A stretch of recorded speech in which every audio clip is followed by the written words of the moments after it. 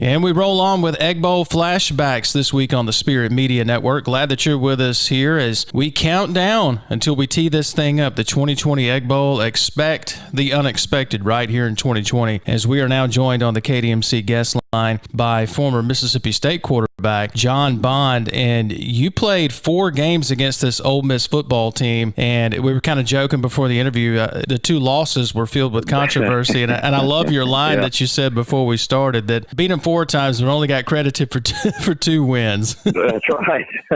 That's right. There was in that 81 game, there was yellow things that hit the ground that probably shouldn't have, and that was back when they moved the ball to the 1-yard line. And the rest is history. So, that one. And then they always say, my senior year was the only time they've seen the hand of God come down and determine the outcome of a game. I go, no, that was the devil's breath that came down.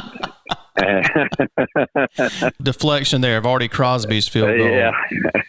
I want to get into that in just a second, because you played in some memorable football games, not just the Egg Bowl, but of course the big win against Bear Bryant in Alabama there in Jackson. But you played in a lot of memorable games when you look back at your career at Mississippi State. What did you know about the Egg Bowl rivalry before you arrived in Starkville? Did you know anything about it? What were your expectations of it? Oh, yeah. Yeah, I was, my dad was dean of students at Mississippi State and head of financial aid, and so I was actually born in Starkville. I told Coach Leach the other day, I said, I've been there longer than anybody. In 1961, my neighbor was Johnny Majors on Bulldog Lane. So I know about it. Yeah, and I grew up in Plantation Homes right down the road from Kermit Davis. So I grew up with Kermit and Dave. Now, they would call him Dave back then, but now he's Kermit Jr. and Bill. So I've known those guys forever and ever. And I used to come back to basketball camps for Coach Davis and, come back and start when we moved to Valdosta. But yeah, I knew it was big time way back when. So I grew up with it. My whole family, they're from the coast and all Mississippi State folks. So, I grew up with it and knew that it was a big deal, and the Archie Who days and all that kind of stuff. I was little then, but I remember it. so I knew it was going to be tough. All of them. When you look back at the games you played in, the Egg Bowl games, you played in 4, and each one was intense. If I remember right, like 3 of the 4 games that you played in were decided by a touchdown or less, something like that. They were close, tight ball games and came down to the wire. Do you remember as much tension and vitriol and malice back then as there has been in the last probably decade or so? Well, that was like, I played high school ball in Georgia. So I think a lot of that, and I told somebody this the other day on the radio, that, I think a lot of it is, because some of these guys, they played against each other in high school, and now they're playing against each other in college. And so I think that's a lot of it. And I think I missed a lot of that just because I played high school in Georgia. But what I heard was mostly the stands. You hear about the fights in the stands and the fights in the parking lot and all that kind of stuff. And, that's what I heard about. And I remember is all the stuff that went on in the stands. The field stuff is just another football game as far as football players are concerned. You're trying to beat the other guy with the bad colors on, and they're trying to beat the other guy with the bad colors on. So it's still the eye gouging and the spitting and the cussing and the talking about your mom and all that. That's all still going on, but that goes on every week in the SEC. But it does seem that there was a little extra tension between the Mississippi high school guys and each other. I think that just kind of carried over from high school, a lot of it anyway. Did you know anybody on the opposing side in the 4 games that you played? Anybody that you knew over there? And maybe did you ever have conversations before the game? No, not really. I knew, I knew a lot of Georgia guys. I knew when I played at the University of Georgia my junior and senior year, I knew a lot of those guys and had played in all-star games with them and, and stuff like that. So those games I did. But these guys, other than knowing who, like people like John Forcade was before I got there, just hearing about him being recruited. And Coach Sloan, Coach Sloan called the house some, some. I say he called it once. I said, no, Dad, I ain't going to Ole Miss. And he said, and Coach Sloan told my dad, he said, well, I had to give it a try. So I didn't have much contact with those guys, but afterwards I've gotten to know a few and all that, and I'm friends with a lot of a lot of Ole Miss families, and we have rules during this time of year about 24 hours before and 24 hours after. We cannot speak of the game. So, what do you make of this game this year? Because it is 2020. There's been a lot said about both defenses. You know, Mississippi State has the edge in defense. Ole Miss has the edge in offense. What does that mean going into a game like 2020's Egg Bowl? Absolutely nothing. Absolutely nothing. Everybody thinks they know what it means, but you can never tell. It's a funny thing, like that team in '81 that we had. We had one of the best defenses in the country, you know, and they lit us up a little bit. You know, they moved the ball up down the field and kind of controlled it, kept it close, and then won it at the end. So you never really know what's going to happen, who's going to stand out, who's going to step up.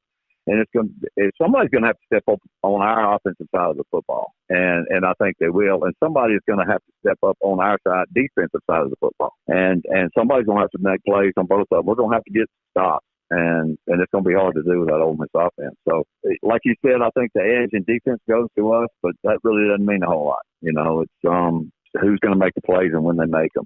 That's what's going to matter. I want to take you back to the Egg Bowl victories that you enjoyed as a quarterback. And, you know, you guys played a lot of the Egg Bowls used to be played at Mississippi Veterans Memorial Stadium. So you've got some good moments there for sure. So do you have a favorite Egg Bowl moment as a player? And then do you have one as an alum? Well, they're all the losses are painful, you know, all the victories are sweet. It's hard to pick one that means more. I know that freshman year I had in 1980, you know, I was poised during the year. You know, people will, when they're running the wishbone, they'll kind of determine who they've got to stop. And after my first 4, 5, 6 games, I got picked on, you know, for 3 or 4 games right in a row that they weren't going to let me do anything.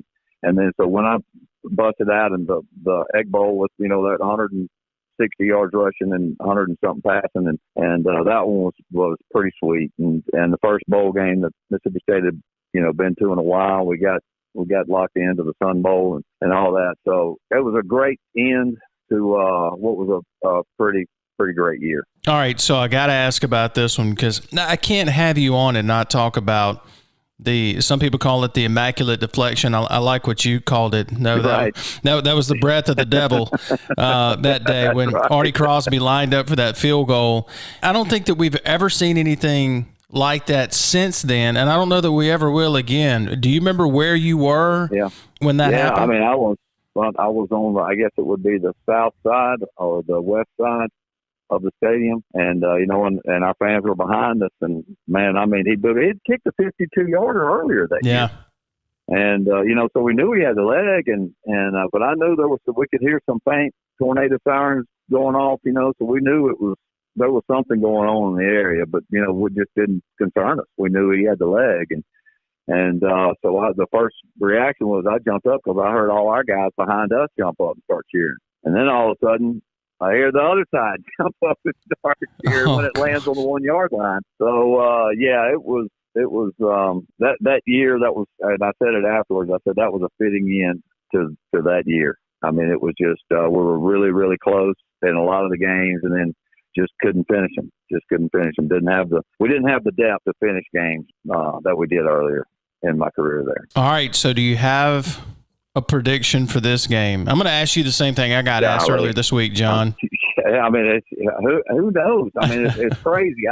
I think our guys are going to be really excited about it. I know Ole Miss. I mean, both sides are going to be really excited. If who can keep those emotions at least under control, don't keep them at bay, keep them under control, play with emotion, and make sure, you know, if you get, you know, a late hit every now and then, that's fine. Just don't get thrown out of the game.